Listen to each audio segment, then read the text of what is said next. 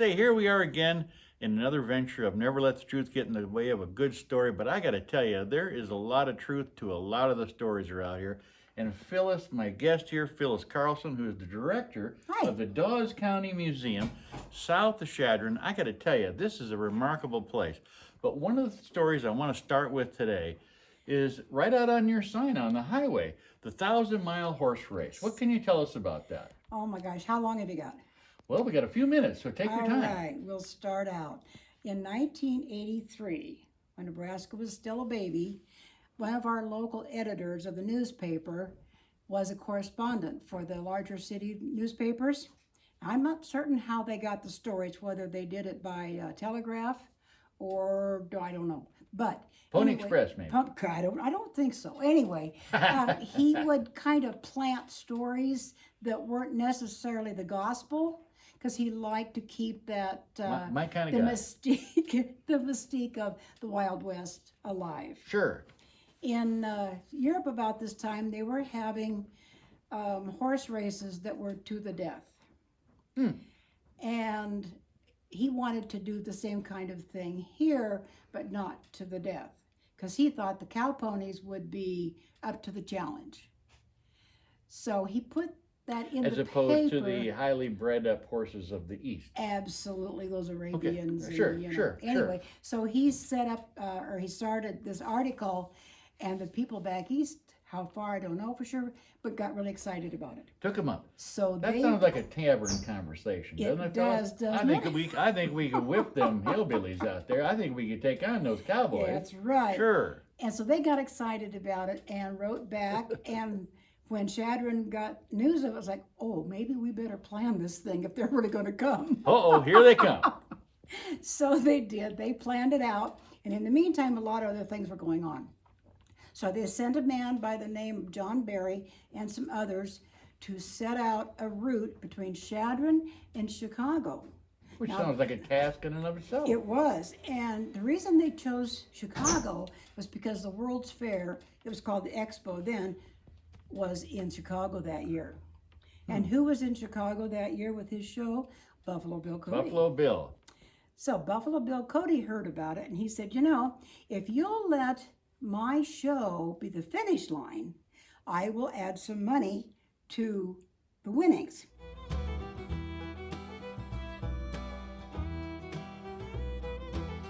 But there was a real concern Yes. about animals And and, it how was- they were treated. And it was an association. I can't Yeah. think, anyway. So as the negativity started then, more of the state says, if you're coming across our state, you're not welcome if you're going to do this to your horses. So someone came up with the Good deal. idea. Yes, absolutely. Yeah. And Given the history of ride them till they die. yes. Yeah. Yes. And so that was a real concern, actually. Sure. And so someone came up with the idea of, well, if we have either a vet or a horse expert at each of our stops along the, can we go ahead and do this? And so they decided, all right, if this takes place, we'll do this. So, Pretty uptown kind of folks. yep, and you know that they're still doing that now because of this race. And that was in when again? 1903? 1893. 1893. I'll be darned. So Chadron, Nebraska put its foot on the map even back then for something that is still being done. Well, that's great. You know, Phyllis, there's a lot of stuff behind us here, and if you would, I'm going to let you just describe some of that. Okay.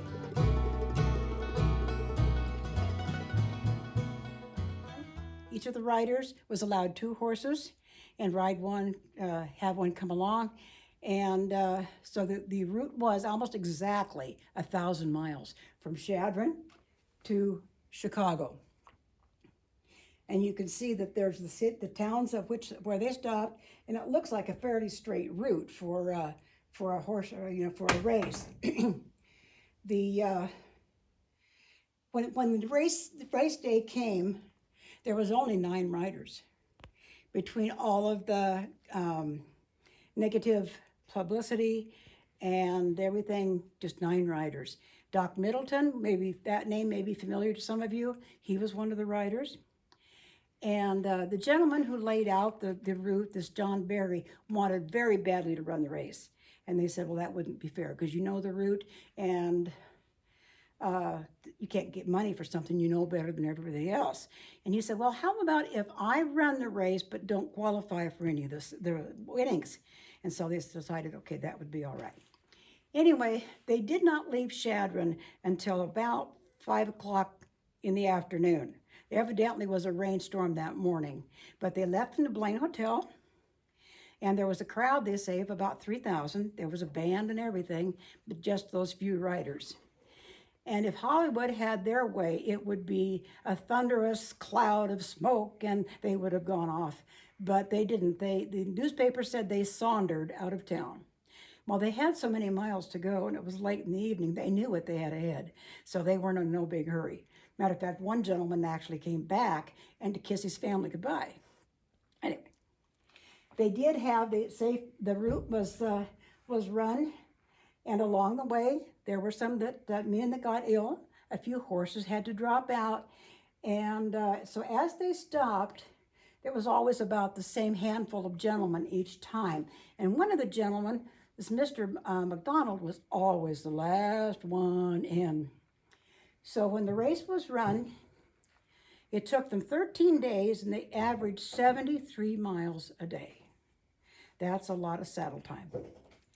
And so when the first man, as I said, John Barry, came across the line, he was so exhausted that they had to practically pry him out of the saddle. And the same thing was said about the other men. Now, as I said earlier, Mr. Barry did not qualify for the prize, so he was not considered the winner. But his horse, Poison, was the first horse across. And we happened to have his hide. No, he didn't die in the race.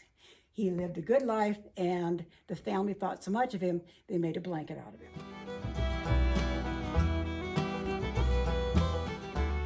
Along with the horse hide of Mr. Poison, we have the quirt that belonged to Mr. Gillespie, who was the winner. We also have the holster, and you can see it. He actually is wearing it in the picture that we'll look at in a minute. And over here, we have the boots that belong to Mr. Smith, who was the fourth man across. Our prize possession is just the Colt 44 that was commissioned by Buffalo Bill Cody. I'll show it to you here in just a second. Buffalo Bill Cody for the race. And it's quite the prize. Only one side of it was carved. It is ivory, and you can hear that it's shrunk, but since it happened so long ago, we're legal to have it. It is extensively carved. On one part of it actually says a Frontier 6-shooter. And I thought that was just a term that writers used. But see, this side is not, the handle is not carved. We do have a letter of authenticity from the Colt Company that this is indeed the Colt that was commissioned by Buffalo Bill Cody. So,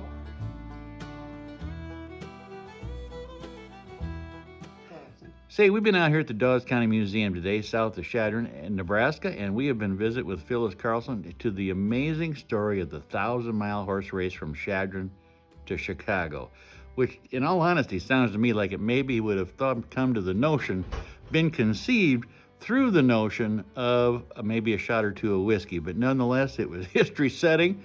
We found out that we made sure that both the people and the horses were protected. It was a grand race, and really the granddaddy of the American horse race in terms of long distance. If you're not doing anything today, come on out here to the museum. I know they love to see you. And we're going to put their name and number at the bottom of the screen here when we get ready to go. But hey, listen, we'll see you down the road. See you down the trail till next time. And Mike, wishing you well.